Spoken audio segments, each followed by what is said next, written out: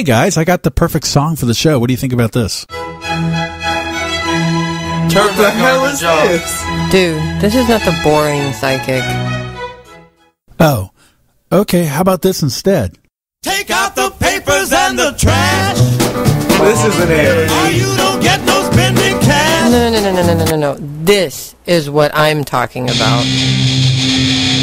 Yeah! The party is live every Friday night, 7 p.m. Eastern, 4 p.m. Pacific, with a twist of metal. Melissa Bruce is the heavy metal psychic. Only on Paramania Radio. Be there. The views expressed and the opinions given by the individual hosts and their guests do not necessarily reflect those of Paramania, its affiliates, or its sponsors. You are listening to Paramania Radio.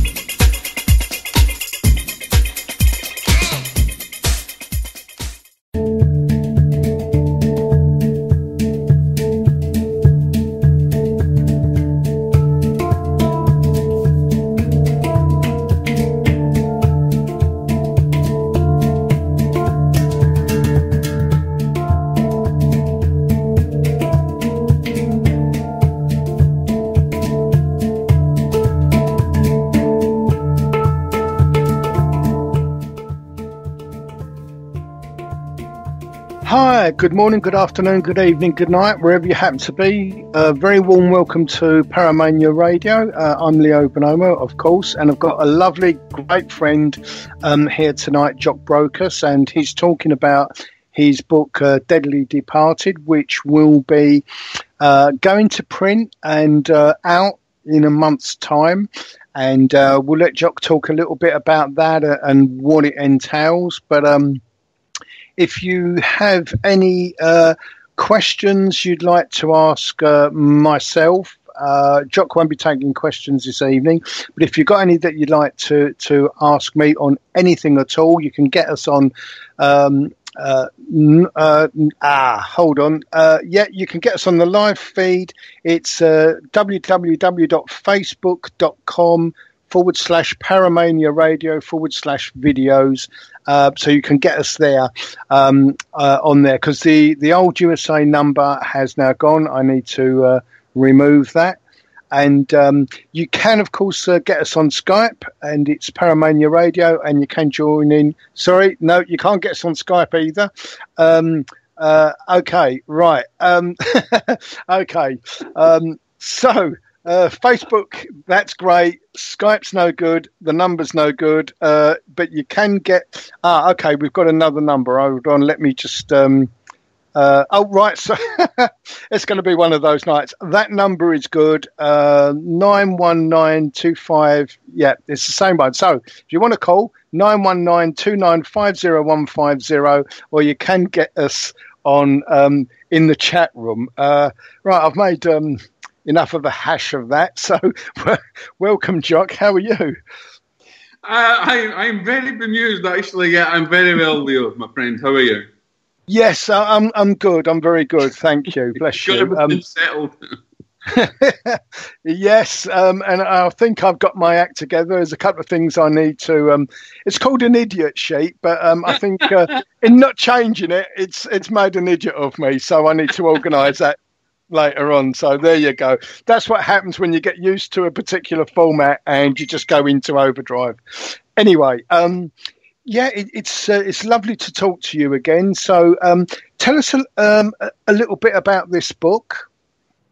Well, as you know, Leo, this book has been in development for, eons. It's been so long. It's been through so many manifestations and changes. I've lost count. In fact, there's that much in it that I often forget what's actually in it. So it's more a passion than anything else. I guess with the rest of the books that I wrote in my life, I wrote them for a reason, for a cause, for and also following, what the publishers really wanted and what they were what they think would sell. Where this book actually has a lot of my heart, my soul in it.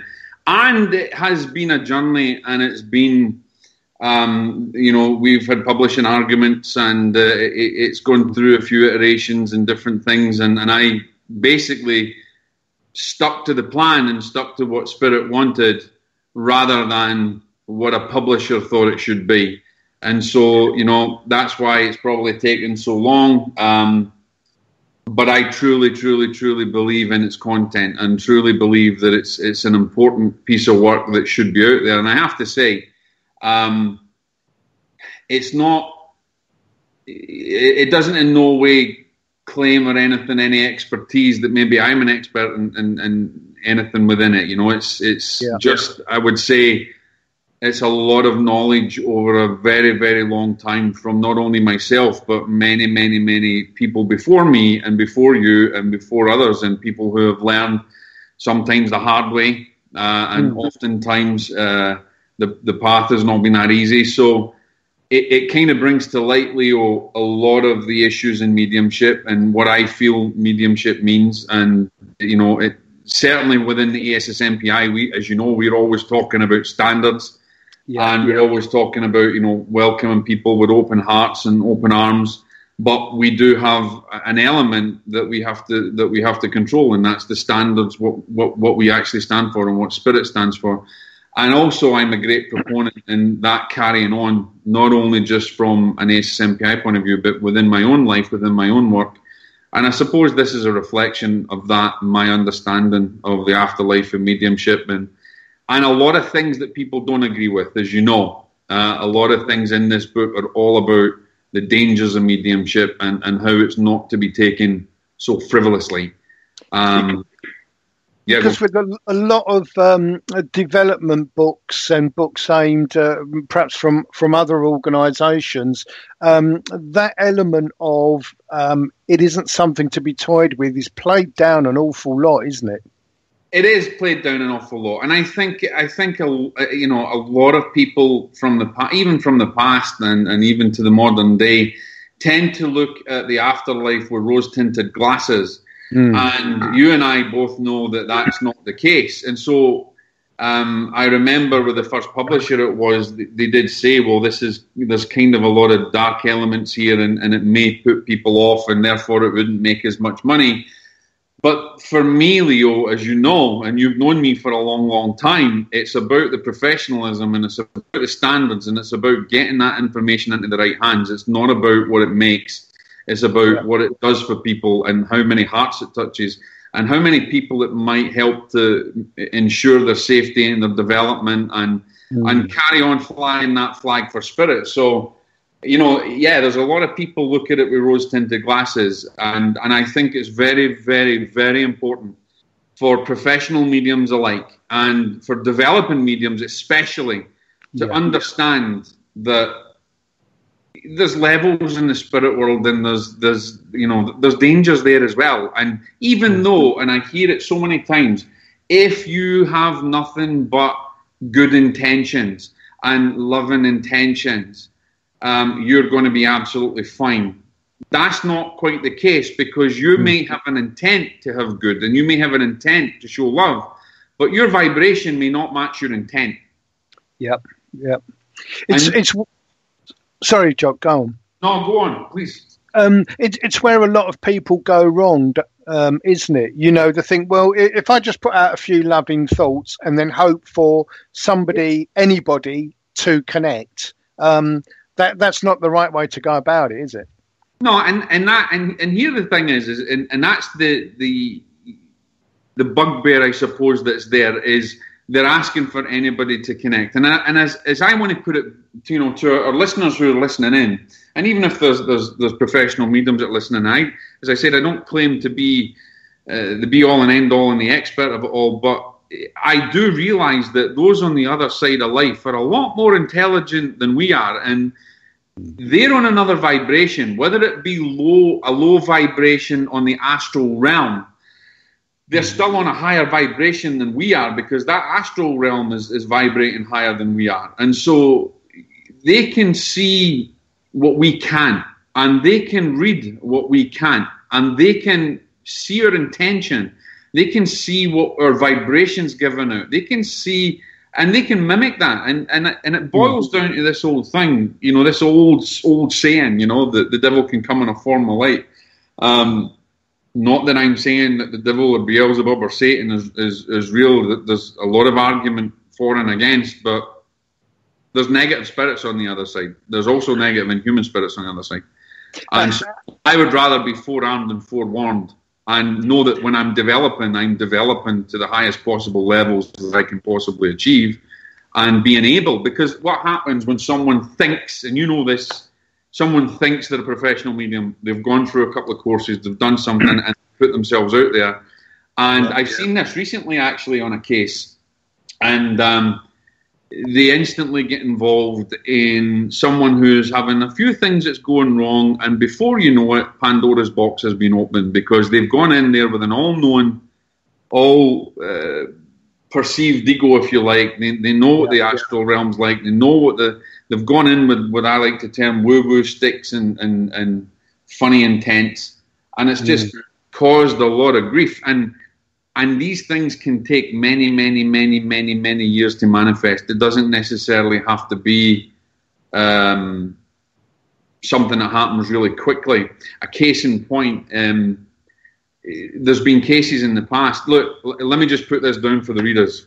A lot of you that think you've dealt with demonic possession, or a lot of you that think about demons don't exist and anything else, let me just tell you that a lot of people didn't believe in gravity, but it won't stop the apple falling from the tree. So whether you believe it or not, it's still that apple is going to fall when it's ready, and you don't have to believe in gravity. So whether you believe in it or not doesn't really matter. It's there, it's real, and it's incredibly dangerous. Yeah. In my experience, Jock, when an entity, and some of these are not human, never have been. Yeah. They speak to you in a voice that mimics your own. It mimics your thoughts. So you tend to think it's your thoughts, and they stay with that for a while, and they start introducing their own. And by the time, yeah, absolutely, you're spot on, and that's you beginning the beginning levels of suppression and oppression. Yeah, absolutely. And by the time you've started to question yourself, or you realise something's wrong, it can be 10 or 15 years down the line. So I agree with you 100%, because people have this Hollywood image, don't they, that if they do something, bang, there's a reaction. Yeah. On rare occasions there are, but as in an absolute minority. Well, yeah, exactly. And I'm glad you said that. And what I want to say to the readers is I'm going to put out an analogy. If 99% of cases that people think are possibly demonic are nothing more than astral entities or astral grounded entities that are causing maybe an oppressive action or an obsessive action, an obsessive being that idea that you said about the thoughts and everything else and not being your own, and that building over a period of time. But demonic possession is very, very, very, very rare. If you had 1,000 people standing in front of you all claiming to be demonically possessed, you would be very, very lucky if 0.1 of them actually were.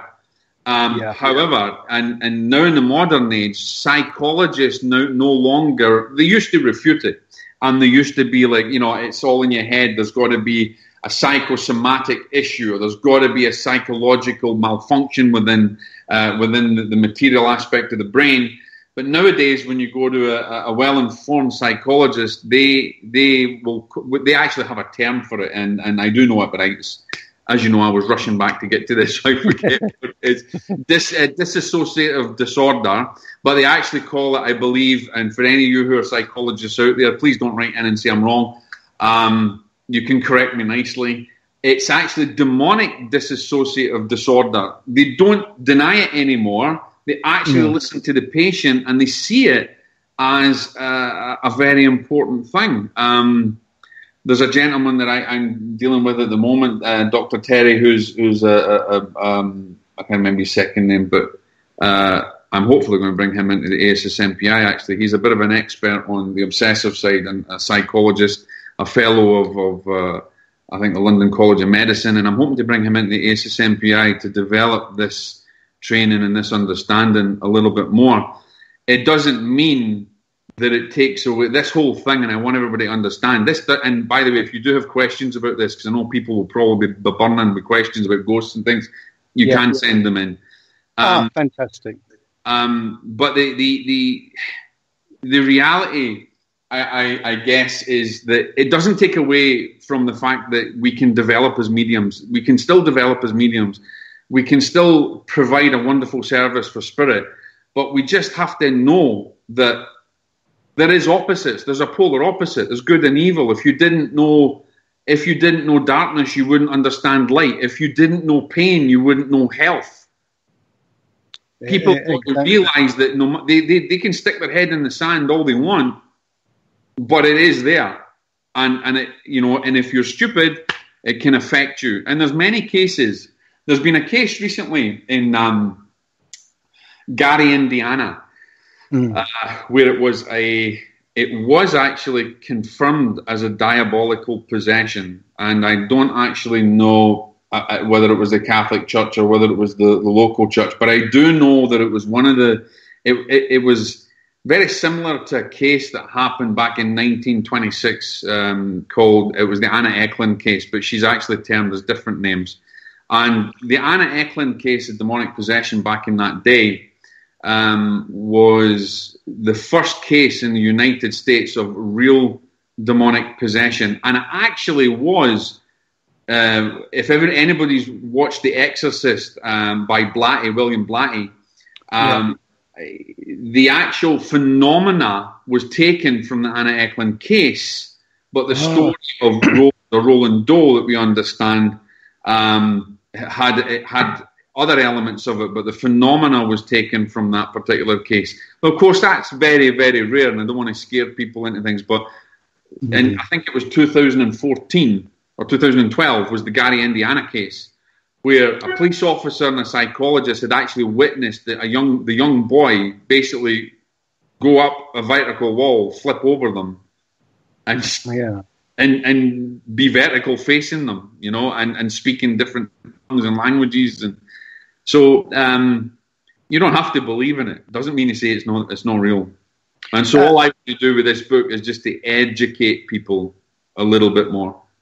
I think it would be a very valuable thing because people do take this lightly. One of the things that annoys me, and as you know, is Ouija boards, sold as games because, it's not really real. It's just a bit of fun. We've got a guest coming on later on in a few weeks called Dr. Emma Bragdon, and she's done a wonderful book. She's the top of the tree in her field, and she's written a book. She's a prolific writer, but one of her books was called Spiritism and Mental Health. And I actually read that. It's a fantastic book. Yeah. She's on the show in a few weeks' time. I've been trying to look for the date, but I'll look it up for next week. Put her in touch with me if you will, Leo. I will, because I think she'll be excellent for the ASSMPI. She's the kind of expert that we garner and need. Absolutely. So yeah. Because, there's, as you say, there's a whole different take on it now. People understand what's going on in a different way. Personally, I believe 80 to 90% of mental illness is spirit influence. So it's all different degrees. Yeah. I've actually I've had experience of that, and I've actually been called into I don't like to use the word mental hospital, but psychiatric hospital. Give my opinion on a young lady, we'll just call her. I wrote about her in one of my first books, actually, Debbie, who was incarcerated in there by her own mother and father because she was seeing things. And I was called in just to maybe meet her and speak to her. But what I actually found out was she was just a natural medium. Yeah. She did have a negative influence from a friend who had crossed over, but was more of a negative vibration that was trying to, tempt her to take her own life, etc., etc. But once we educated and once we came to the whole understanding of what she was and how to deal with it and how to not let it affect her. She didn't need that psychiatric training or that psychiatric treatment or anything anymore. And you know, luckily she got out there, and her parents, though as religious as they were, it took a very, very, very long time. But I hope they accepted it in time. I can't say for definite, but I know it made the woman a lot more happier to understand that side of things. Well, I think it's quite frightening, really, to be in a position where you have lost touch with reality. And of course, that is one of the effects that these entities slowly at first, but force upon you. And what we do as mediums, the nearest thing to it is actually schizophrenia, isn't it? Because we hear good voices, they hear bad. So again, I think that there's a lot of people that have so-called mental problems that just need spiritual education. You know, Leo, I think we can go back. Let's go back. And I can't remember the date, but you and I have discussed this on many occasions. And if we go back to the work of Carl Wickland, you know, Dr. Wickland and his wife, his book, 30 Years Among the Dead, which I believe was in the latter part of the 18th century into the 19th century, that is a tremendous text, I would think, of exactly what we're discussing, what we're talking about, of oppression and obsession, not so much possession, but obsession, where a lot of these, the men, and he believed, you know, a lot of mental illness can be attributed to a spiritual problem. Now, here's the thing. This is what I like to say, is that if Western medicine cannot find an answer, and Eastern medicine cannot find an answer, there is a great, I would say it follows suit that there has to be a spiritual problem and a spiritual solution to the problem that they're facing. So if in the material world there is so much and they can't answer it, there has to be a spiritual answer, or there has to be a spiritual problem that's causing that manifestation, or that's causing that mental illness or something, you know. So it's a very fine line. It is a very, very fine line. I mean, how do you, people that say they hear voices and commit murders and things, you know, it's a hard thing to deal with. Yeah, it is. Right, because I seem to have made a slight mistake. I think Emma was in the chat room tonight. We're going to see if we can get her on, hopefully, to have a quick chat. And what I'll do, I'll schedule another evening with her. Oh, no, she's gone. Okay, that's something I need to sort out. That's my mistake there. But yeah, I do think taking someone's place. Right. Okay. Yeah. Yeah. It's been. It's my fault entirely, Jock. I do apologise, but no worries. No worries. I'll get in touch with Emma. It's my fault. Okay. But yeah. So the whole angle of this has changed, hasn't it? I think so, and I think there's more and more people. I mean, since I kind of announced the book, there's been a lot of interest and there's been a lot of people nagging me to bring it out faster and faster and get it going. And every day I get messages and stuff, and it's like you don't want to put something out that's going to guide someone the wrong way. So what I want to do is just to make sure that, you know, at the end of the day, this is information that's needed by all mediums and all people who are developing. And I don't say, you know, you read the book and you take what you need from it and you discard, like Silverbert says, listen to me and take what you can from it. And if it doesn't sit with you in your heart, then discard it.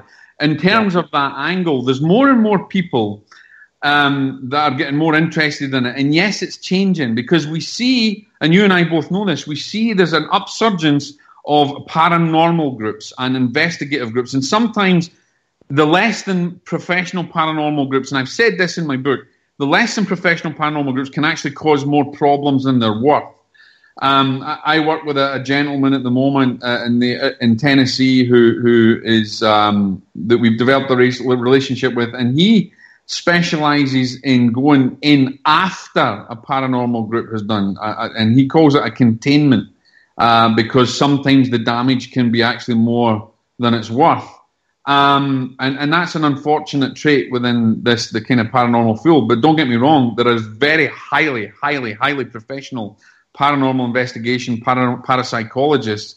As you know, I always look for a scientific basis of something. I'm not one just to accept anything, and I'm certainly not one to accept ITC and OBEs and all this kind of stuff. I question everything, even as a medium. And I think there's an inherent danger in certain ITC aspects and things like that, and that's been proven recently. A very highly professional paranormal investigator who's recently left the paranormal because of things that happened and things that happened to him. And one of the statements that he had made was that nothing could come from communicating at the level that he was doing, utilizing ITC and these things, that he was duped and tricked by nefarious spirits.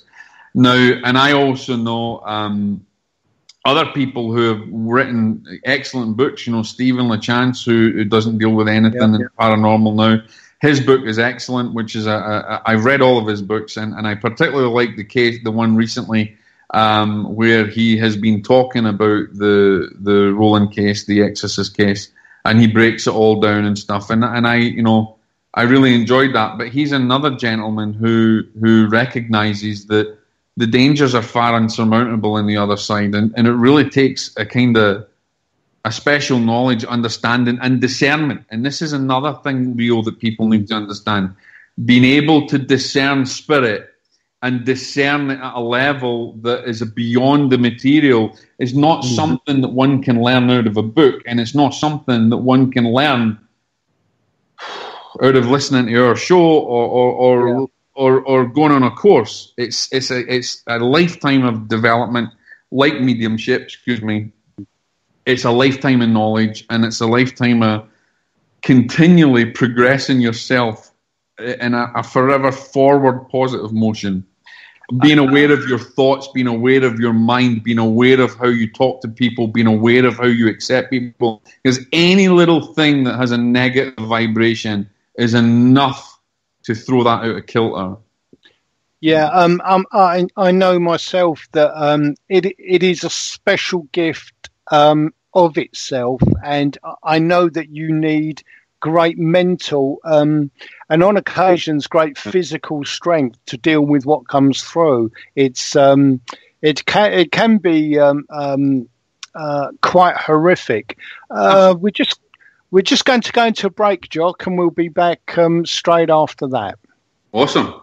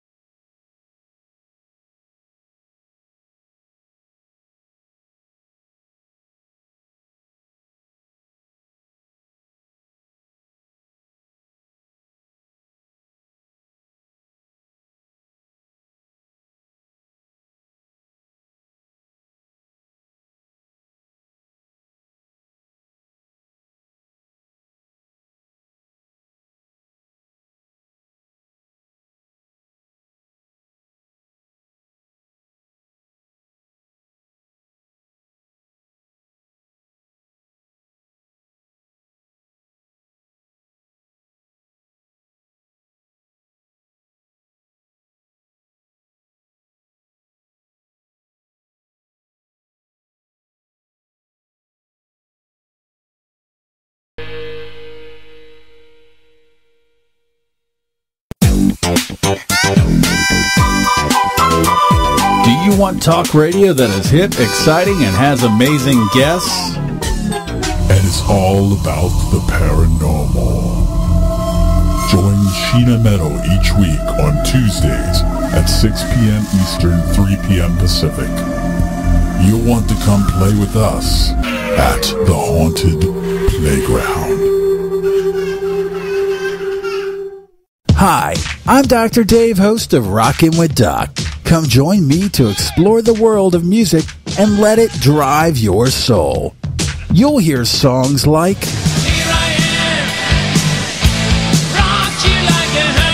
and this. How about some classics like this?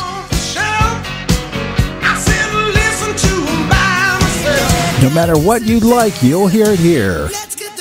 Now on Saturdays and Sundays at 8 p.m. Eastern, 5 p.m. Pacific. Join me every Sunday for the All Song Request Hour, where you, the listener, get to pick your favorite tunes. And Saturday for my weekly themed playlist. If you would like to be kept up to date on upcoming show information and events here on Paramania Radio, then please take the time to click on the like button above the chat room to like our Facebook page. And click on follow to follow us on Twitter. Thank you for listening to Paramania Radio. You are listening to Paramania Radio.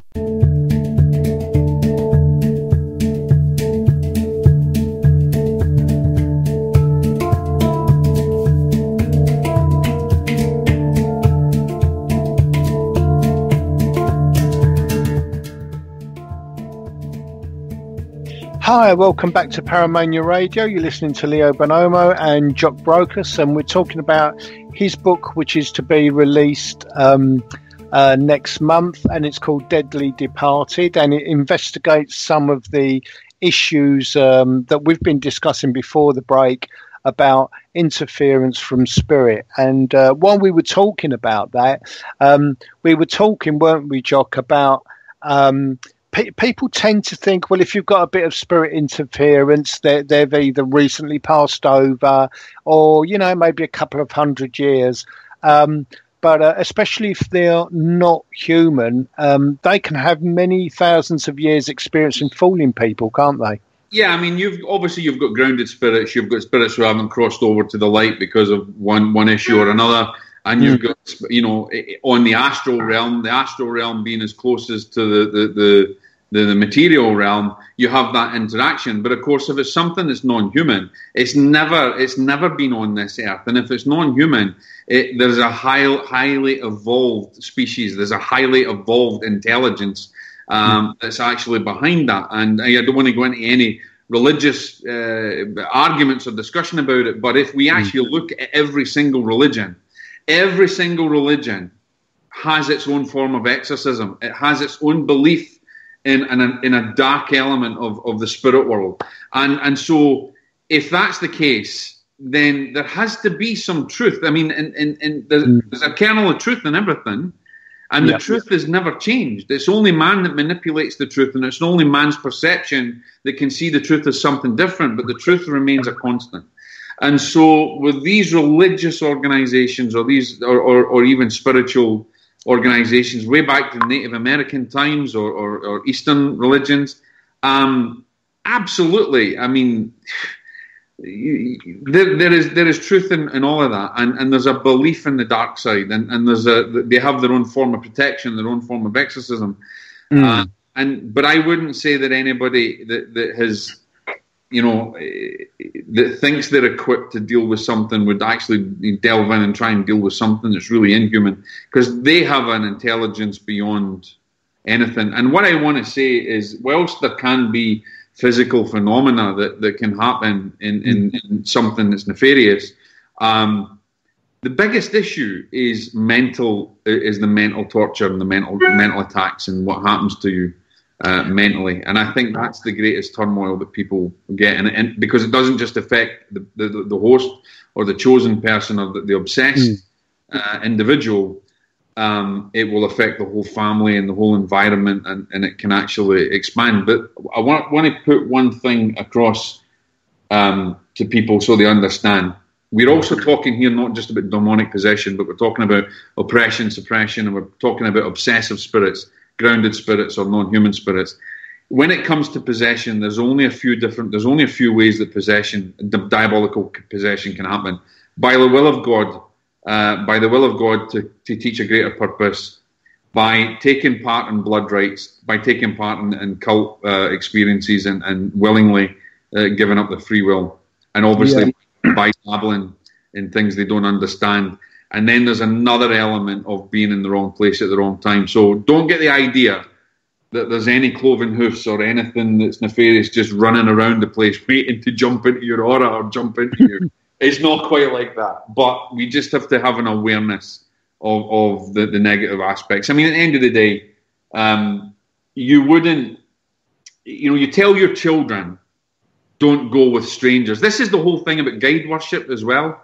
And also you have to be protective against guide worship and knowing that the guides that you're working with are in actual fact who they say they are. So I've always maintained that you have to have at least 3-4 levels of evidential information, evidential proof that they are who they say they are, because a guide could be a nefarious spirit. If it doesn't feel right and they're telling you to do things that's against your soul, your spirit, then you would question that.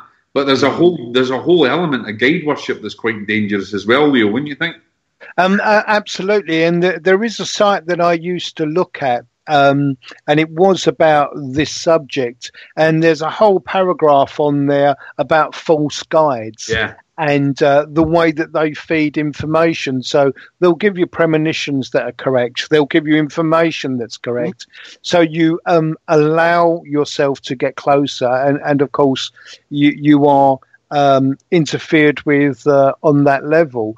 Now, one thing as well is, one of the spiritual laws, as you know, is that they cannot take away our free will, but we can, of course, be tricked sometimes very easily into giving that away. Absolutely, and I think that's the first stage of when you're talking about a demonic interference. That can also be the invitation stage into the suppression stage.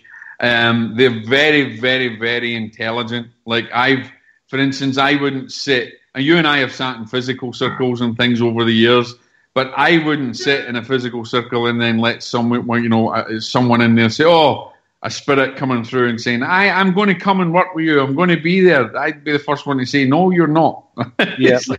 I'm not inviting you. I work with my own team and they'll bring their own ones in. But it's like, with your children, as I said before, you tell your children don't go with strangers. So it's almost like, on the other side, there's a little sweetie, there's a little sweetie, there's a little sweetie, just, sweetening you up. And before they take your hand and walk along with you, and bang, that's it.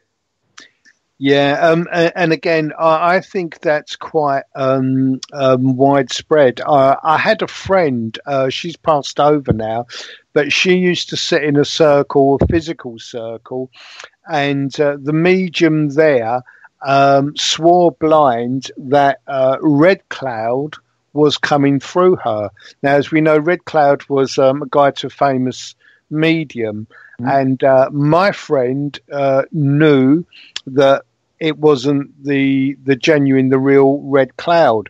And at one point, she used to sit there quite often, and the so-called Red Cloud used to get quite annoyed that she was there. And there was one part where there was a bit of banter between them. And obviously that wouldn't have been quite spiritual or anything, but the medium was absolutely convinced that Red Cloud had transferred to her. Well, that's interesting you talk like that, because if we study silver birch, there's been a lot of claims of silver birch coming back, and we know that silver birch was from the higher spheres, and he utilized the intonation, and he utilized the I suppose the perception of being a Red Indian. Absolutely. But he did maintain in a number of occasions that when his work was done with his vessel, he would never return to this sphere. So why do we have so many of them that are now claiming that silver birch is running through them when he clearly stated he wouldn't come back? That in itself gives me cause for concern. Absolutely. I mean, see that young mediums will take that on and then kind of be led down a false sense of security within their mediumship. Absolutely, because again, I think some of that is ego. A spirit approaching. I'm Silver Birch. Oh, fantastic! What a nugget of gold. I think we've had that to some extent, haven't we? With those claiming that Colin Fry's come back through them as well. I can't claim to be a great friend of Colin Fry, but he was here, and he still is our ASSMPI patron. The way that we looked at him, he gave me a lot of great advice, and I chatted to him a number of times, and I knew, and I said to my wife when he passed, I said, I wonder how quick it will be before people start claiming he's their guide. I wonder how quick, and his family, and especially Mikey, and his brother, and his whole family must be upside down with all these people that are claiming that he's working through them. I think no one, Colin would choose whoever he wanted to choose to get a message through to. He's not just going to come to anybody, and I think that's misplaced ego. And a wonderful man. He was a wonderful man, and absolutely. And I will always have him. As long as the family are happy with it, I would always have Colin as our patron, though posthumously he supported what we did, even before his passing. Because I know there's a great interview that you did with him, which I think is for ASSMPI members only, which is kind of as it should be. So that's great. But I did hear that when Colin had got over, that he had already chosen a young medium to work through, but obviously that medium was developing. So I think yourself that he'll come through with very specific information, very personal, but I think it will be some years away. Absolutely, let the guy settle. Let him enjoy the spirit world. He's been working tirelessly for all his life. proving life after death. Let him enjoy a little bit of what he did. The fruits of his labor. But he also, he also recognised the and I spoke to him a couple of times. He recognised that there was a danger in the other side as well. And I think even Helen Duncan, who's I'm a massive, I wouldn't even say a fan from, because as I'm involved with the Helen Duncan Foundation and stuff, but even she understood it, and she had issues in certain seances and things like that, and we would be fools, Leo, to think that everything in the garden is rosy, because there's been so many cases and so many causes, and there's so many things that we don't understand that just give cause for concern out of negativity on the other side, and this thing about Ouija boards. Yeah, Ouija boards are not inherently dangerous per se, but it's the intention and the focus and the consciousness that goes with it that causes the problem. I would never deal with a Ouija board. I know there's mediums out there that sell them and love them and everything else, but Joanne and I were in and if, for those of you who don't know, my wife is Joanne, and she's an amazing healer, and I often get in a bookshop with her, and being authors, I think you just can't keep away. You're always going in there to see if the books are in there. I wonder if my book's in there. So we went in there, and Joanne says, I don't believe this. Look at this. And there was a Ouija board for sale in a modern bookstore as a game. And I'm like, that's just, to me, that's crazy. Because you have people that don't, in the hands of a professional, it might be okay. That's the thing. I said, they're not professionals.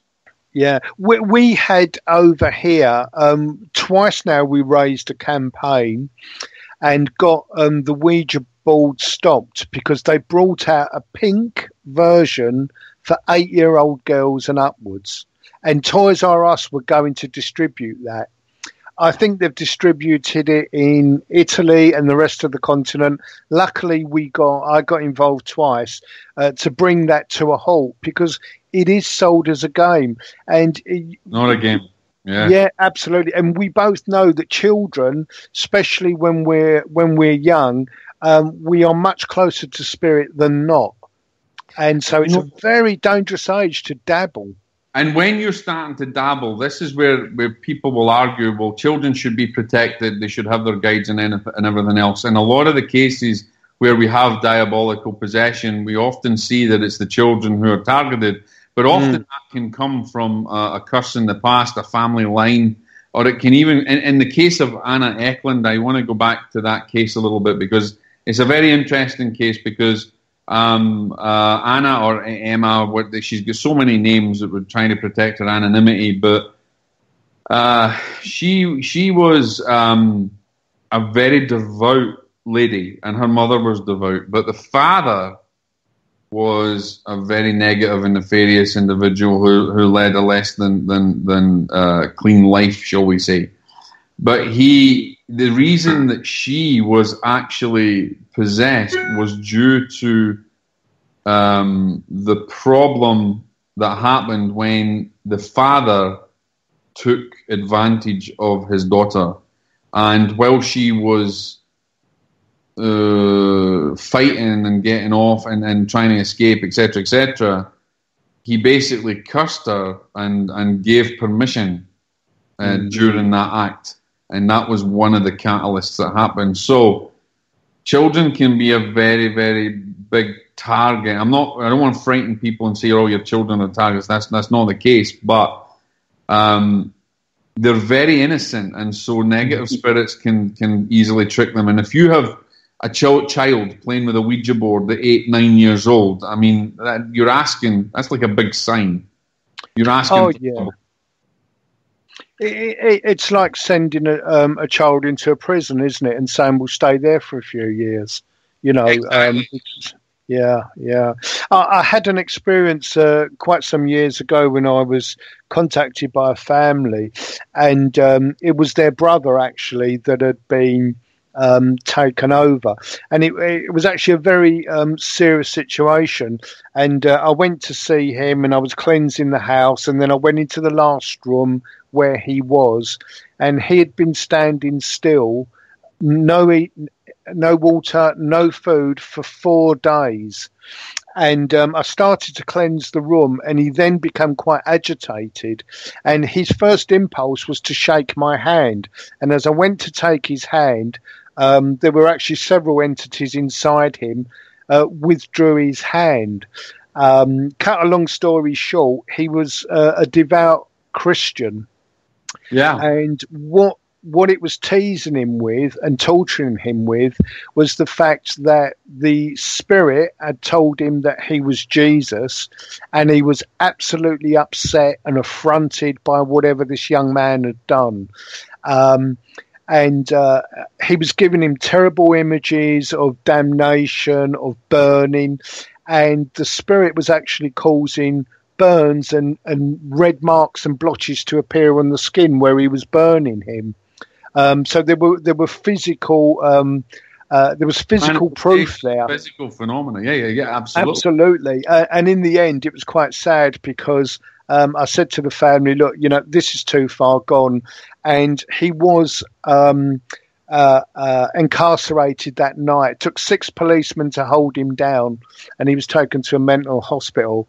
And I've got to say, they did some wonderful things, because 6 months later, he actually remembered everything that had happened, all the horrific visions, and that I was trying to help him, and he was absolutely normal. So I don't know what they did in that particular hospital. The strange thing is, I said to him, look, if it's so vivid, you need to write this down. Perhaps absolutely. We can, but he was adamant he wouldn't. But it was obviously upsetting for the family, his 2 sisters and his mum.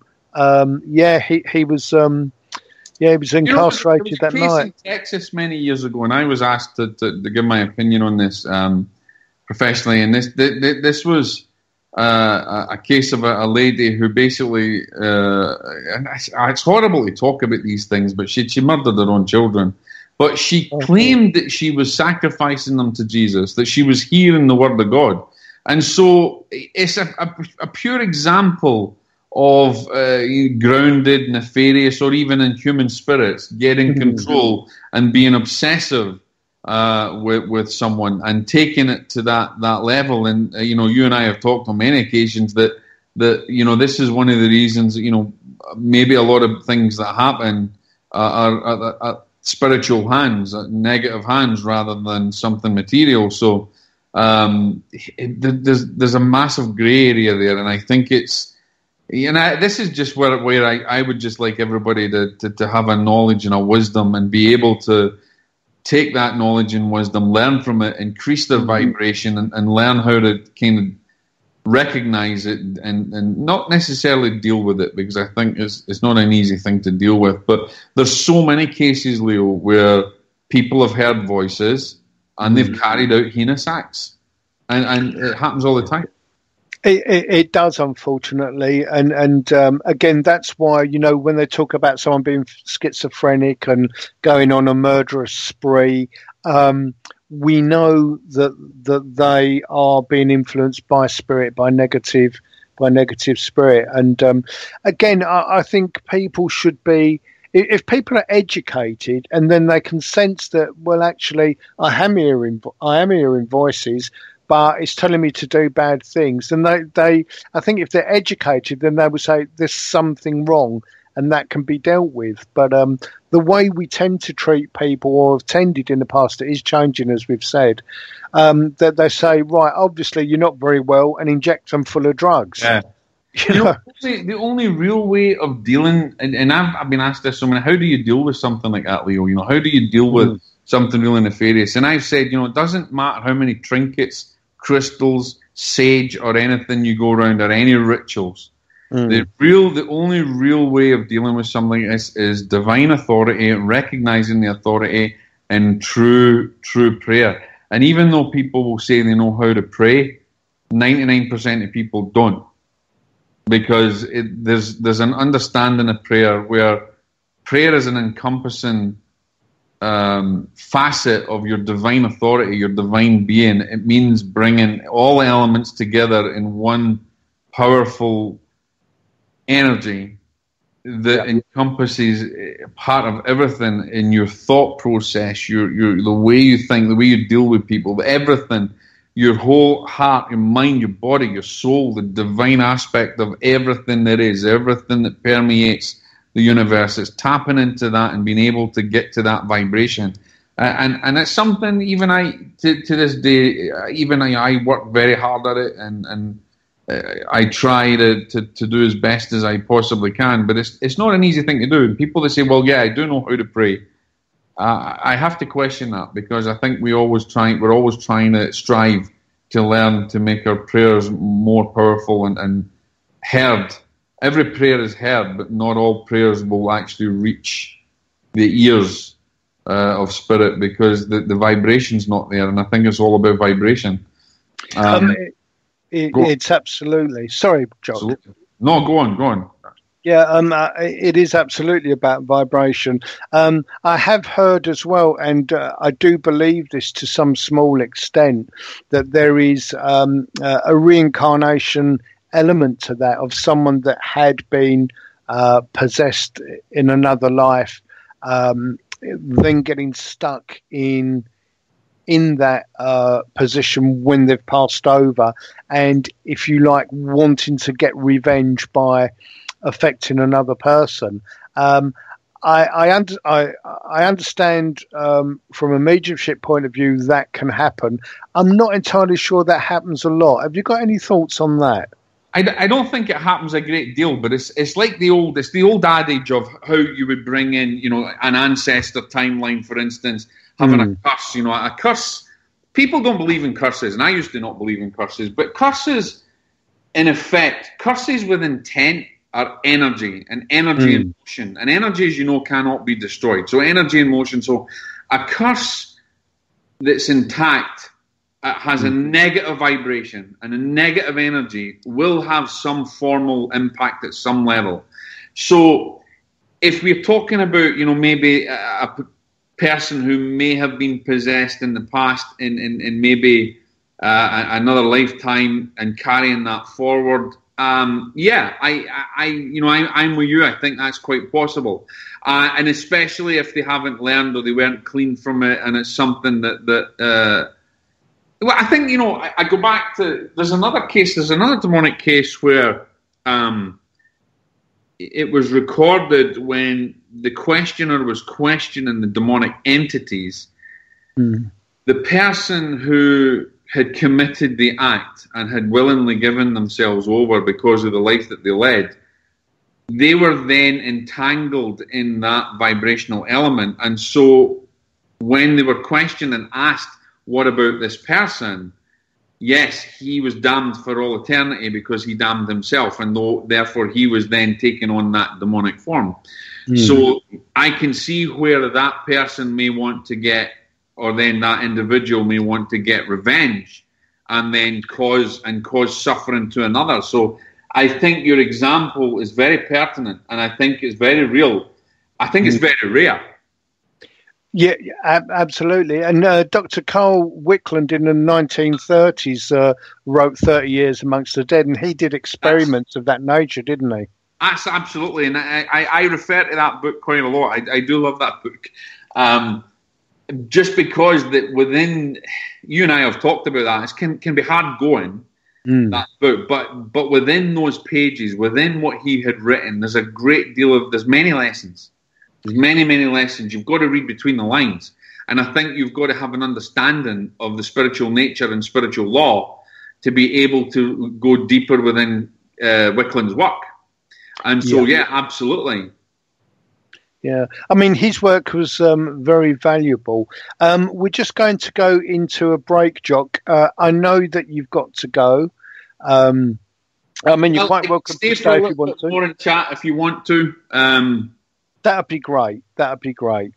Yeah, I can stay a little bit of that in chat if you want. It's no problem. Bless you. Okay, so we're just going to go into a break now, and we'll be straight back after this. Awesome.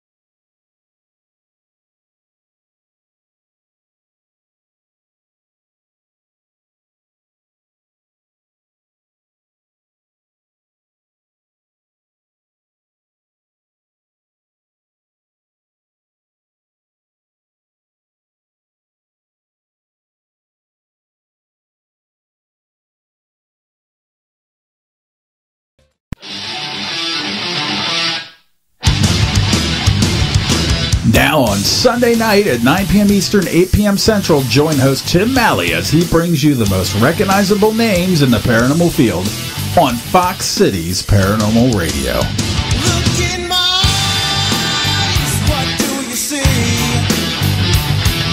The cult of personality.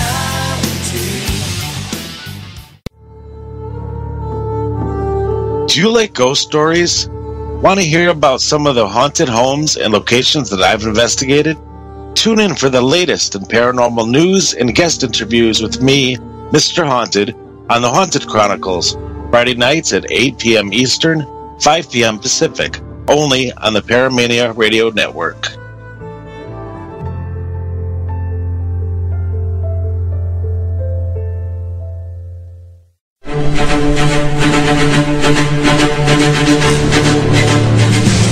Welcome to the all-new Paramania Radio.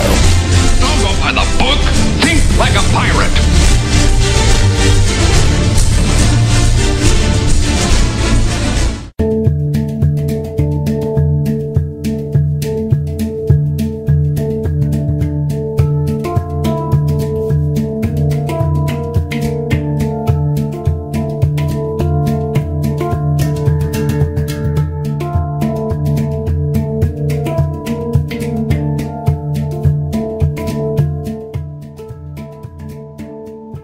Hi, welcome back. We're talking to Jock Brocas and we're talking about his book, Deadly Departed, and some of the slightly more negative things that can happen and things we need to be aware of. Because if you're developing mediumship and you're interested in this subject, you need to know the whole truth, not that it's just white, it's fluffy, there are angels.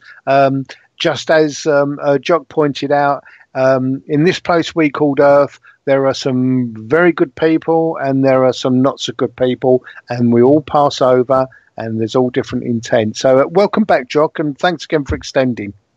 I'm glad to extend. I know that I had a lot of debate. I love talking to you, Leo, and as you know, I don't do a lot of interviews. I did one recently on a magazine show that's coming out this weekend, but I don't do a great deal of interviews. But I'm enjoying this, and not to sell my book. That's not what it's about. But it just to pass on a bit of knowledge or a bit of education, or just share what little I know to others that it might help to guide them, and especially young developing mediums. You know, I think there's a great we have a great responsibility as I hate to think of us as old mediums, but old school mediums. You know what I mean? I'm feeling my age, Leo. You know, but we're old school. You and I are old school, and that means a lot to a lot of people. And I think we always talk about getting back to the old ways of mediumship, and we always strive to do that in terms of quality and everything else. But I just want also our new developing young mediums to come up to recognise that there's polar opposites and everything, and not to try and cross the river without any protection. And you wouldn't jump in there when you didn't know what was underneath or how bad the current was. So get your intelligence and your knowledge first rate before you delve into it. Absolutely, because as we both know, there are some organisations that not only don't promote protection, but absolutely don't believe that any of this exists, which is a danger in itself because you're completely unprepared.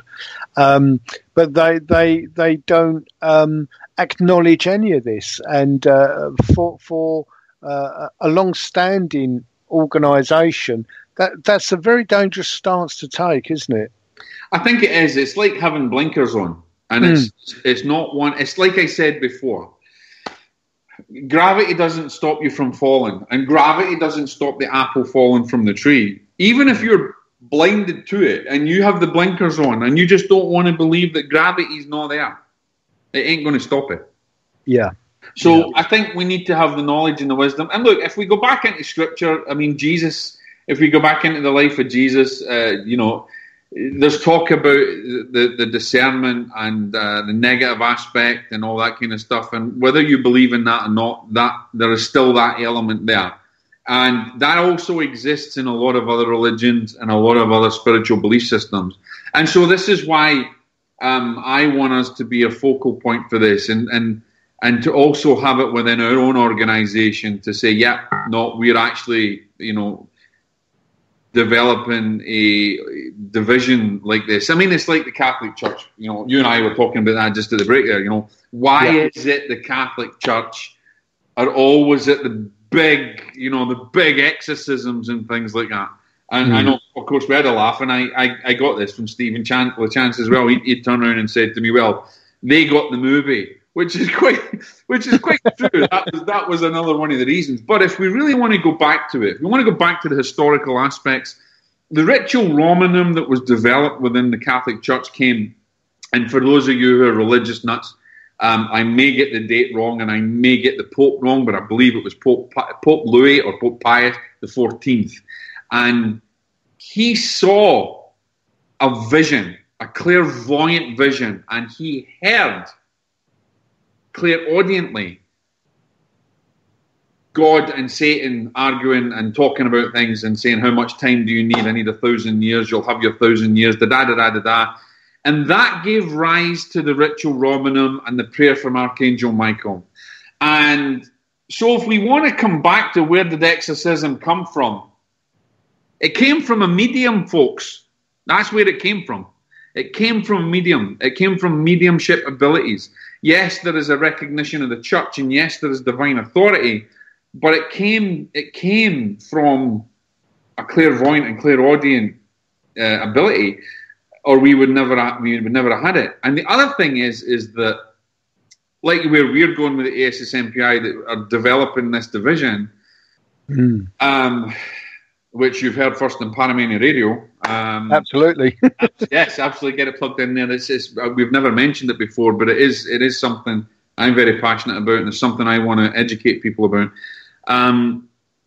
But the Catholic Church, when they recognized these things and had these cases, they put everything into it. They put so many assets into it, and so much study into it, and so much spiritual study and prayer and understanding. That's not taking anything away from other spiritual faiths, belief systems, or knowledge, because every faith and every belief system and every knowledge has their own form of exorcism, has their own form of dealing with a negative spirit.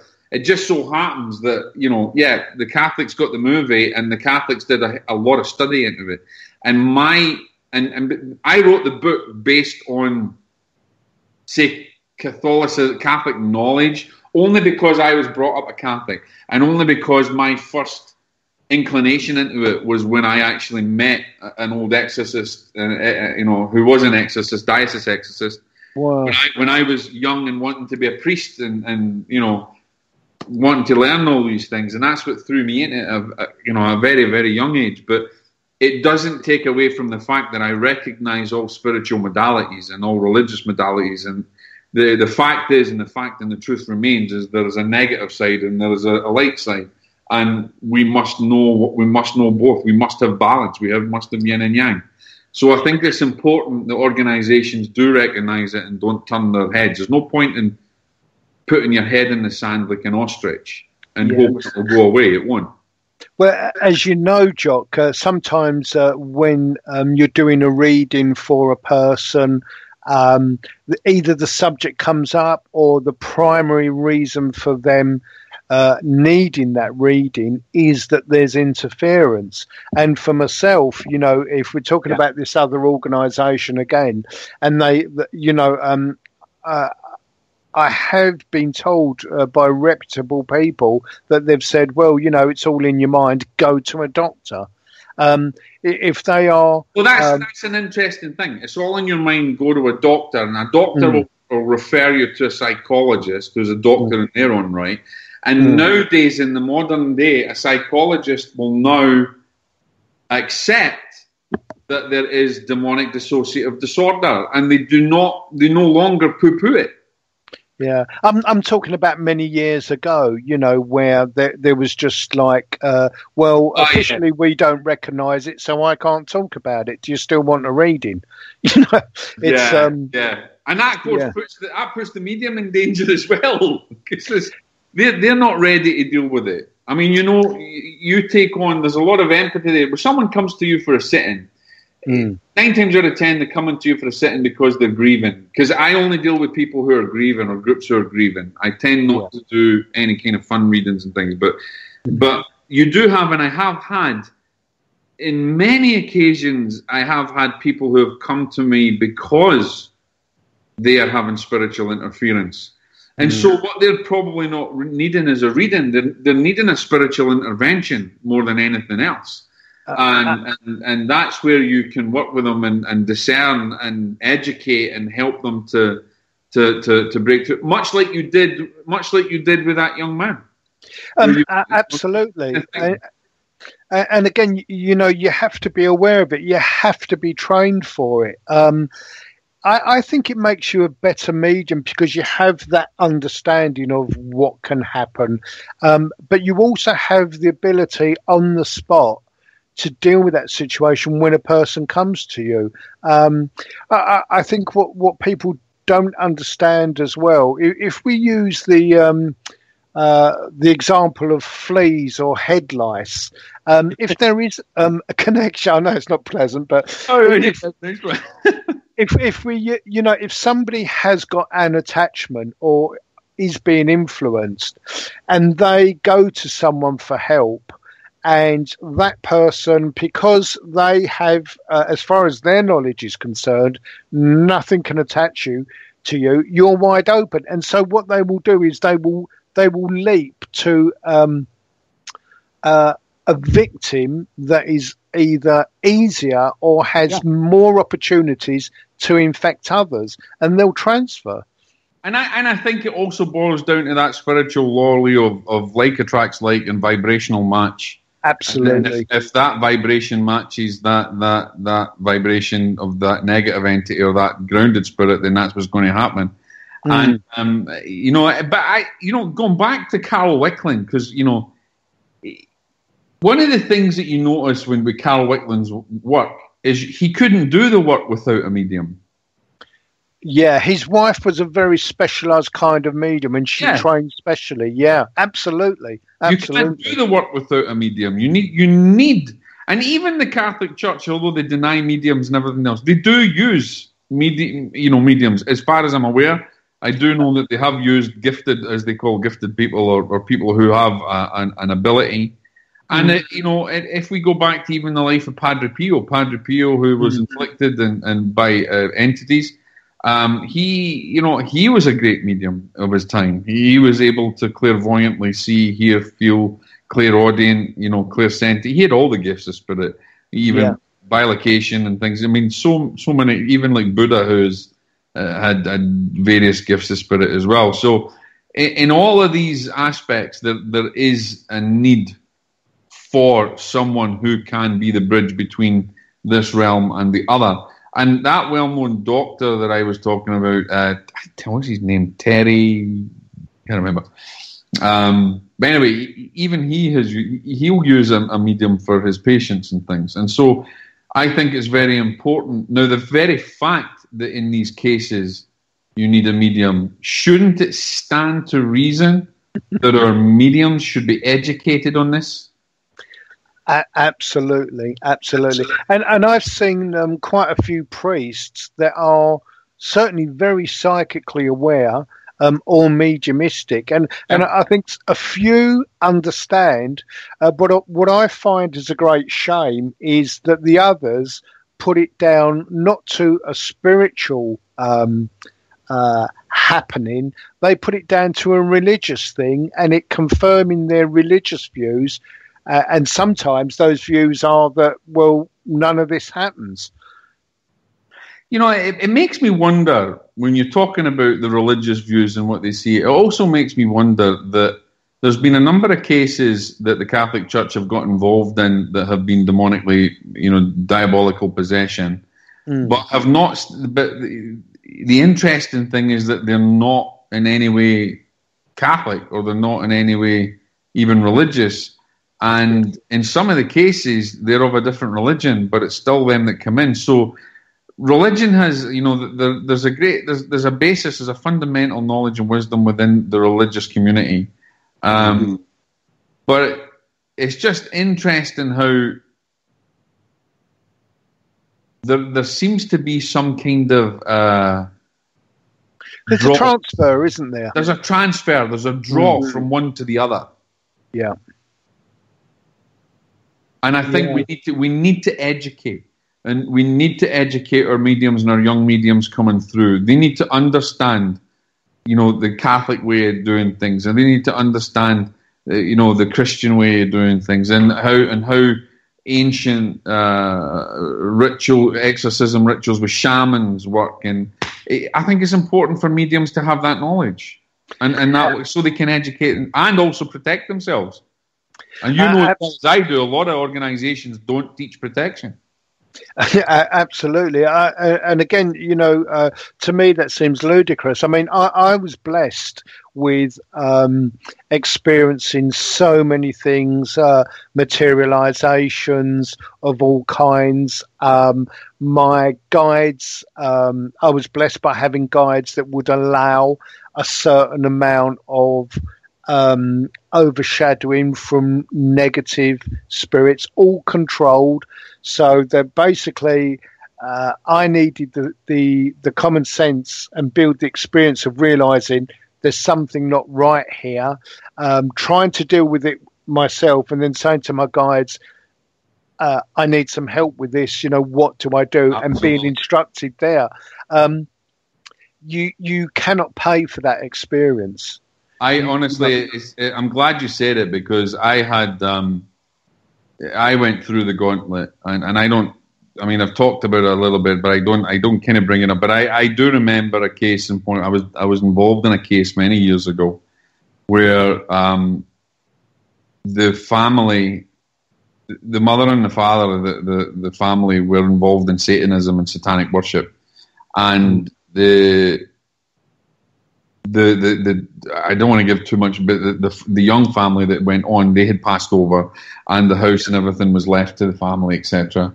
And it was really, really bad. But I remember when I got involved, I started getting tortured through my mind. I'm not afraid and ashamed to say, but even bringing me to my knees and praying to God just for some relief of a constant mental barrage in my mind.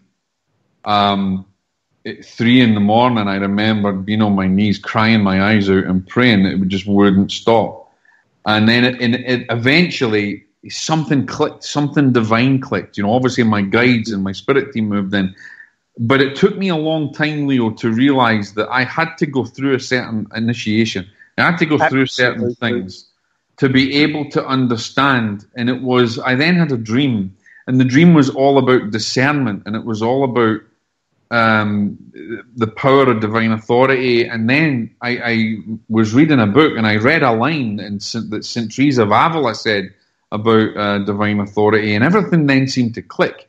And I never, the subjugation that I was going under and the oppression that I was experiencing going under, it lifted. It started to lift, but I had to go through that gauntlet. I had to experience it, and that's not just the only example. I had many other examples, but that's just one where the mental torture and the mental pressure was so much that it brought me to my knees. I think experience makes for a good medium. Dare I say it, a great medium, because experiencing something. Yeah, having personal knowledge when you're talking to someone about similar experience they're going through, you have an energy. Absolutely, it connects spot on. Absolutely, and so I think we go through these. I was told a rather amusing story by a lady we both know, actually, Samantha Scott, great medium. She used to do. Sam. Yeah, and she used to do ghost hunts and kind of organise those things. And they were out in a field one day, and there was, I think she said, a legion of Roman soldiers that came through. And the funny thing was, and it is amusing to an extent, but there was a guy there, really big, 6'2". He was a doorman, I think, quite very confident kind of gentleman. And he had a an experience in that field where he was just reduced to a crying hulk, because in not believing this, there was a weakness there. And what you've described really of that mental torture, he was in some way attacked. And this was a gentleman very sure of himself, you know, no lack of confidence at all, non-believing, suddenly getting a taste of this is what it's like. Do you know what? I can empathise with that, and I understand that, and I'm not surprised. I am not surprised. I was asked to be involved in a case actually in Wales, and it was a colleague of a family, well, like say a family, very distant family friend, and they couldn't explain it. But he was an ex-soldier. He was in the Welsh Guards, and he didn't believe in all this mumbo jumbo. To him, it was a load of like poppycock, codswallop. Actually, got stronger language than that, but you know what I mean. But he didn't. But this guy was brought to basically, you know, you would look at him and you would think he was like just 2 feet tall. From what he experienced in the house, and interestingly, it all happened through a fun get-together one night with a girlfriend and stuff, and having a little play on a Ouija board, a makeshift Ouija board. And then things started to happen. And, you know, the drink was coming, you know, alcohol and everything else. Spirits of another nature. Which it obviously opened up something. And I've had discussions, and as you know, Robin Foy is a very good friend of mine, and also a great supporter, and the very first person I ever spoke to about the ASSMPI, who became a board director, member, a founding member. Him and I have discussed this in a number of occasions, and even though they had so much phenomena and things like that, he would never negate or refute the dangers associated in the afterlife. And you only have to look at famous mediums like John Sloan and other, you know, even Silver Birch, and there's and even Leslie Flint who'd taught, and mediums, pioneers of the past that would say you have to be very careful. Even, you know, Helen Duncan, there was experiences. So we all know about it, so why shun away from it? Absolutely. I'm just going to try and see if we can get some of the listeners maybe to understand in a way what can happen. And again, you know, if you place yourself in a position of this is complete rubbish, don't believe in it, and find yourself in a room, and there is that moment where there is a shift in energy, and you know that someone is beside you, and the hairs on the back of your neck stand up. Oh, God, yeah. And there's a shift. Yeah. That will throw you, and you are then completely open. And that's what it takes advantage of, because it creates that fear which gives an explosive energy. And they feed on that. Which feeds the fear, absolutely. Absolutely. They feed on that fear, and that fear is a great catalyst to even more. Absolutely. So, you know, I mean, I've seen it happen with people before, but luckily I've been there, where you have such surety, such confidence, and in that fraction of a second, it's shaken, and that's when it all happens. Another thing that you notice, Leo, is the personality changes. Where once there was happy joyfulness and the expressiveness, that joy is taken away. You see a darkness that overshadows, and it almost takes that personality and that individuality of that individual away. Absolutely. And that's terrifying. Yeah. And I think that's what people need to understand, that, you know, it can happen that quick, because at that moment you're dealing with real feelings, real emotions that are unknown. Something has changed, and that's what's taken advantage of, you know. And again, we're not trying to frighten people, but I'm just trying to give an example of somebody that's very confident it's all rubbish, and they're in a position, and it can change in a second. And that's, once we have this knowledge, we can protect against that. We can be aware, and that's what's really, really important. I hate to ask, but we're going into a break. Have you got some time, or do you need to go? All right, I'll continue. We can continue a little bit more, no problem. For you, Leo, no problem. Bless you, bless you. Okay, we're just going to be going into a break, and we'll be straight back after this. This works so far.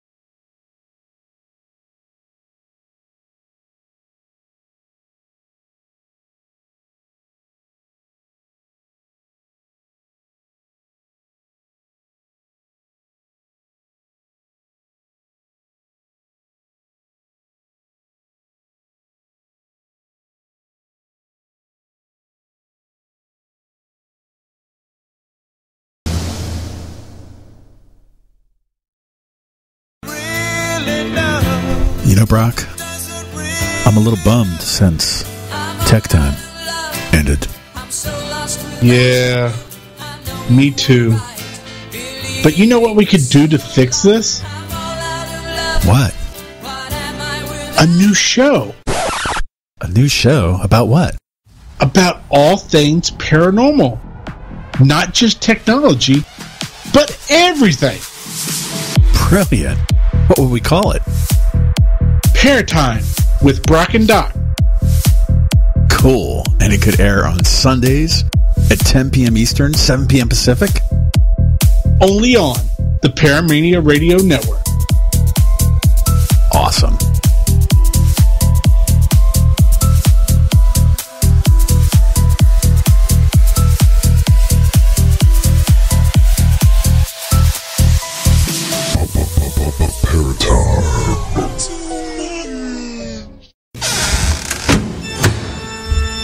Have you ever wondered what's behind the open door?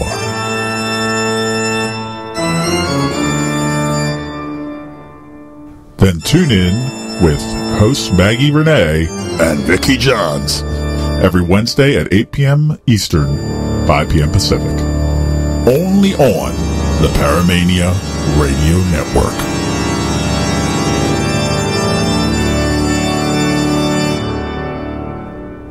If you would like to be kept up to date on upcoming show information and events here on Paramania Radio, then please take the time to click on the like button above the chat room to like our Facebook page. And click on follow to follow us on Twitter. Thank you for listening to Paramania Radio. You are listening to Paramania Radio.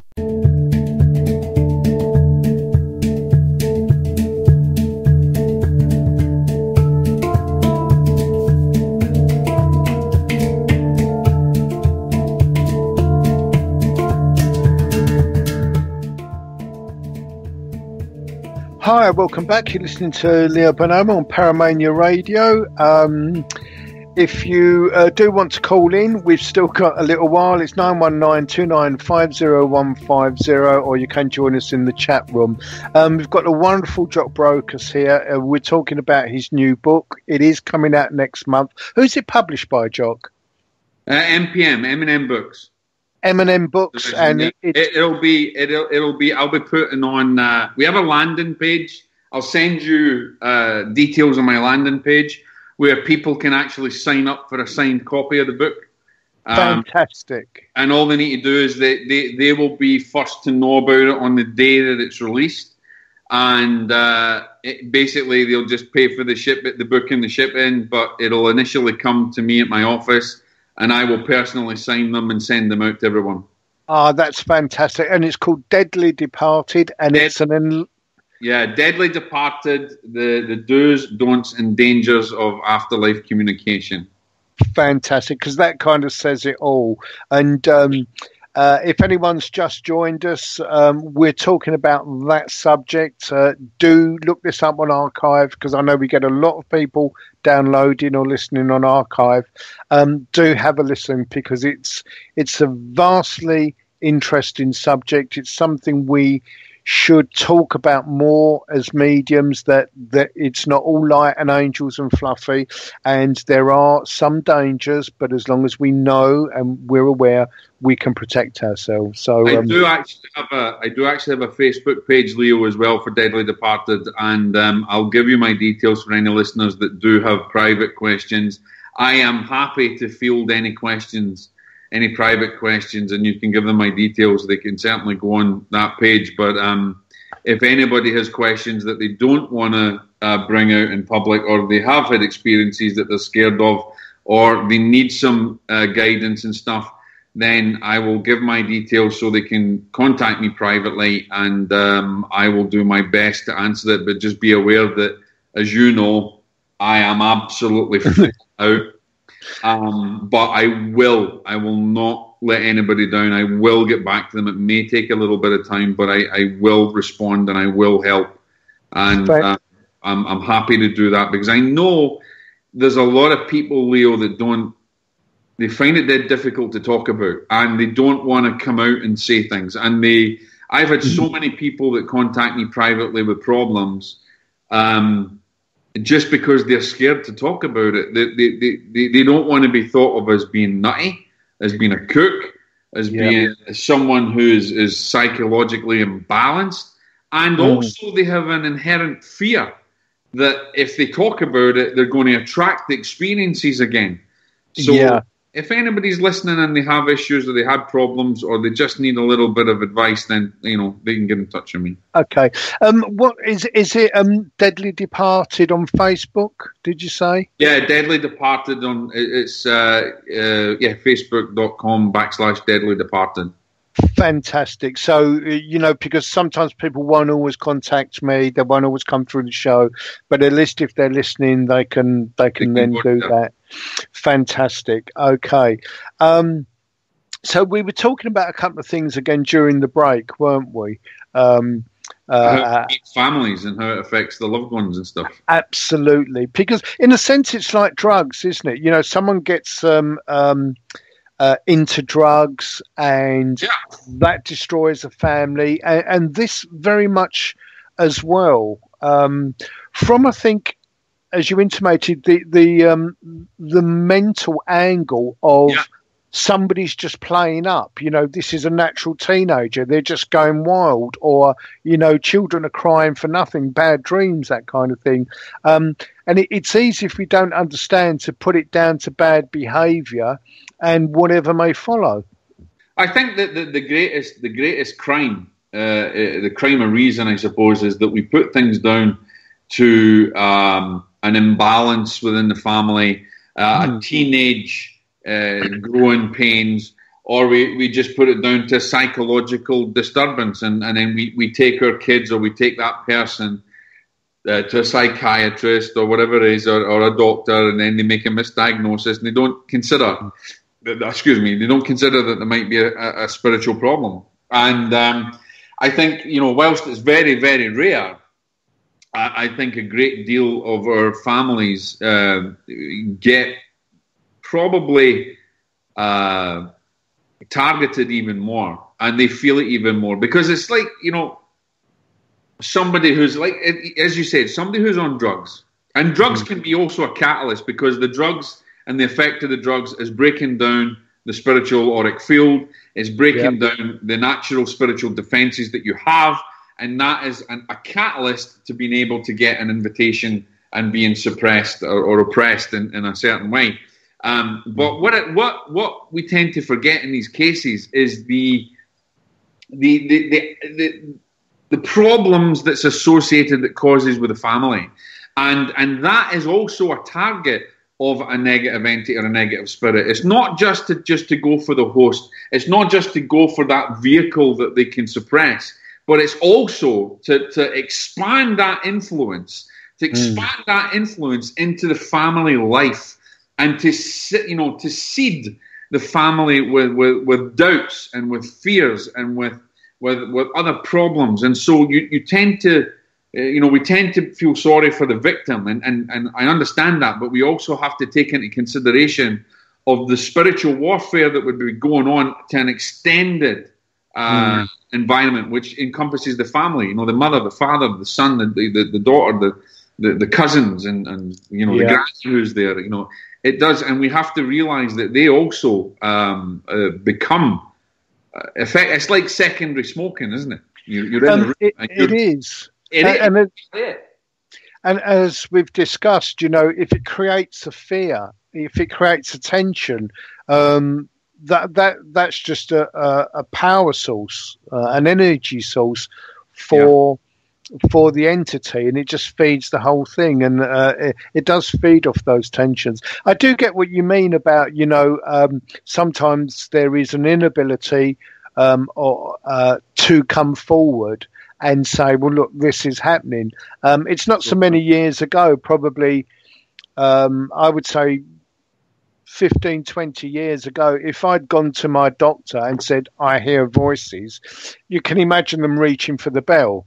It's a very different thing now. I've gone into many surgeries, and there are actually spiritual healers there, Reiki healers, all kinds.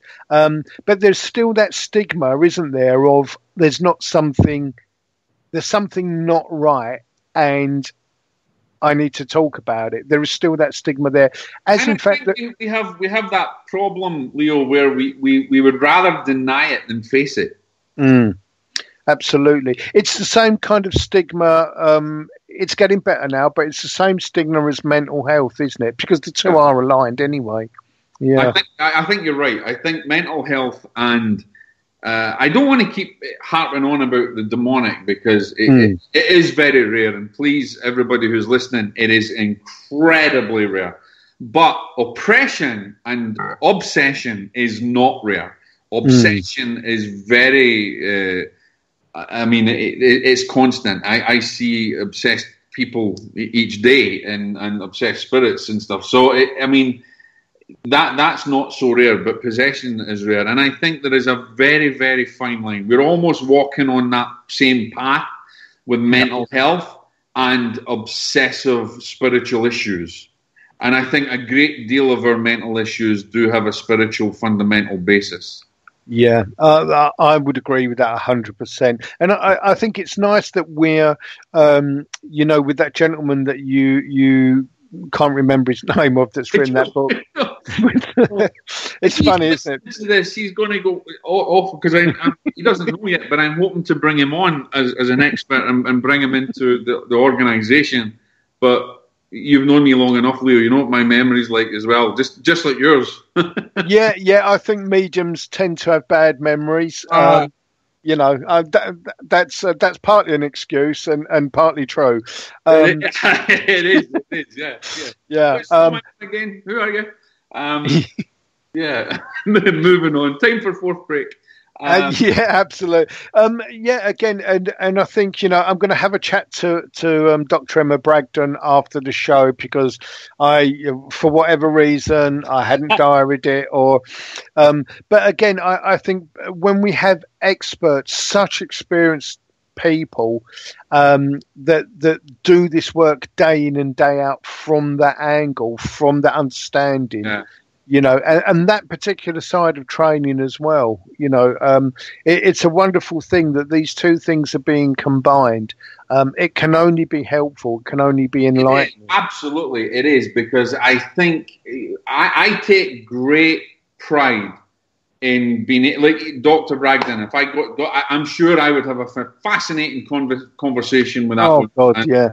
Emma, if you're listening, I hope to meet you some point and have that conversation. But I think it's great that the psychological field or the psychiatry aspect are starting to look at a spiritual basis for problems, because there's many examples where psychologists have managed to help working with a spiritual advisor, and actually, from what Western medicine has failed to achieve, being able to find a remissive path and bring remission to or bring healing and understanding to somebody who may be subjugated or oppressed by a spiritual influence. And it really does make my heart sing that, we do, as you know, we're always fighting skeptics, and oh God, yeah.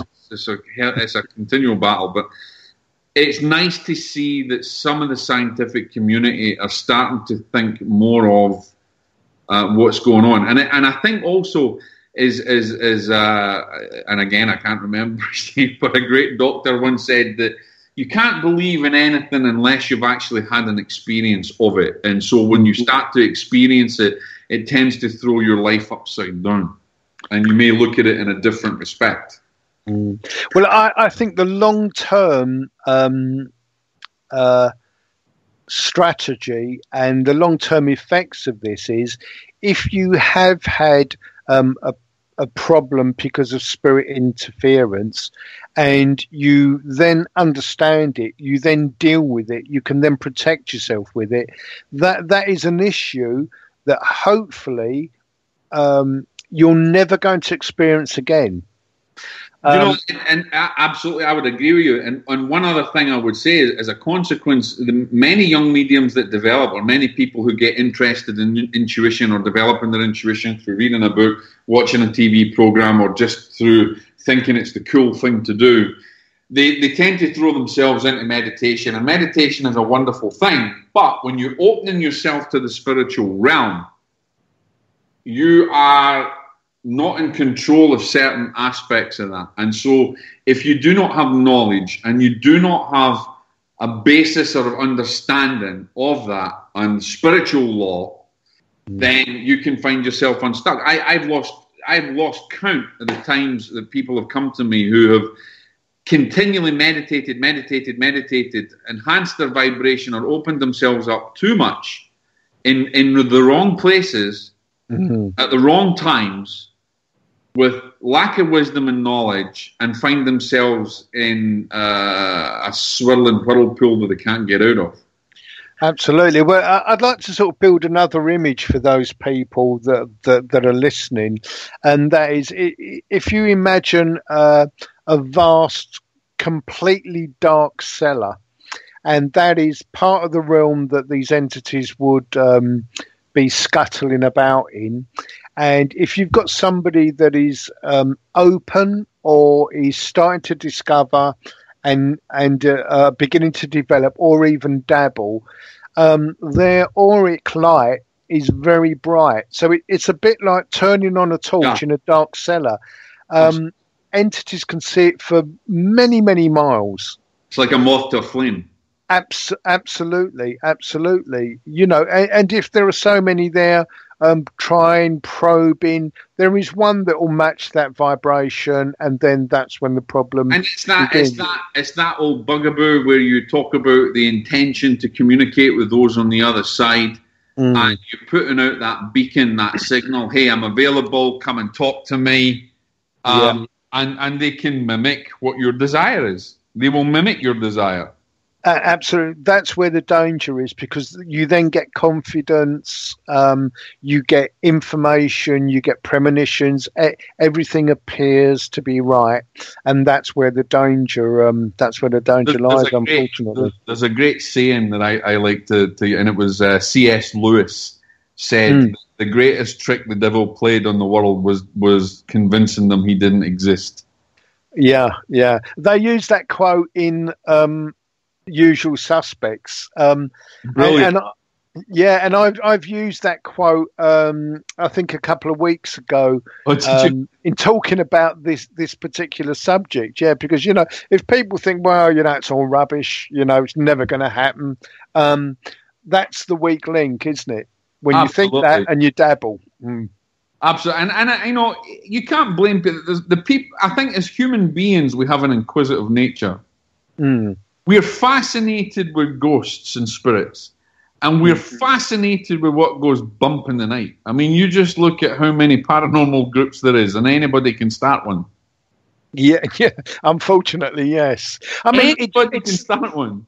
It's that film thing, isn't it? We most people love to go and see a horror and be made to jump, and then of course, you know, we walk out of the film, we've had a great evening, we've got what we wanted out of the film, but people feel that they can treat this subject in the same way. You know, we'll get scared, we'll stir something up, you know what, we'll go home. You know what, you're bringing an example, and I'm going to tell you a funny little story with me and Joe. And I mean, as you know, I've developed and studied this side of things for many years. But of course, if you remember when The Exorcism of Emily Rose came out in the movies, and that was, what was her name? It was the 1974 Exorcism of... what's her name? I know, because I've got... I'm terrible, honestly. I've got the extracts, and I've got stuff from the Vatican and things like that, and yeah, anyway, whatever. And the Annalise Michel. Yes. And there was she was very devout as well. There was kind of a lesson in that. But I remember, anyway, going back to the funny thing was, as much of we think we're experts in it, or we know about it, I decided that Joe and I we would go and see this film. She thought she was going to go and see something funny, but I had managed to. I'd take her in, and she wasn't too impressed. But we went in, and we went to see The Exorcism of Emily Rose, and it was, you come out of it, and you're kind of, you're spooked a little bit, and you're thinking about it, but We then started taunting each other, and we frightened the living daylights out of each other. So then we were going to bed at night. We're going to bed in the night and meditating, saying our prayers as normal. And then I couldn't sleep because I'm waiting for that 3 o'clock hour and stuff like that. And she couldn't sleep. And then she rolls around to frighten the living daylights out of me, which worked. And then she mimics the old 1974 exorcism movie.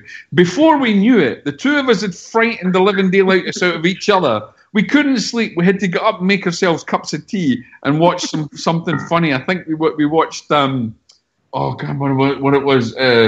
We watched any American comedy. This was we watched a comedy just to cheer ourselves up because we were terrified. So there is that, even though you can frighten yourself as well, and there is that need to be spooked and to feel that thrill and stuff, Absolutely, and I think this is what drives this epidemic with Ouija board, and it's just a game. We can play it, we can put it away, everything's fine. I know quite a few mediums actually that won't watch horror films in general, but certainly wouldn't watch spirit-based like Ouija that came out, couple of years ago. So do you think that's because they don't want to face it, or do you think that's like an inherent fear that they've got, that I think that opens themselves up to it? I think it's both. I think they're content in the light. They know a bit about protection, and they just don't want to tempt it in any way, shape, or form. So I think it's a bit of both. Yeah, I think that is that inherent fear there, and there's that fact that it just might open a door. And I think for listeners that are listening, you hear me and Leo talking about it, and you might think that we do have a fear, but we also have a respect. Yeah, we have a healthy fear. We know where our limits are and stuff like that. So don't think for 1 minute that we are so blasé and that we can deal with anything and that we're not frightened, because of course we take precautions. You go out into the rain, you wear a raincoat, or you put a bumbershoot up. So we take that the bumbershoot. I can't remember where I got that umbrella in Scotland, but I don't know where I got the bumbershoot from. Well, it's like any dangerous animal, isn't it? You've got to treat it with respect.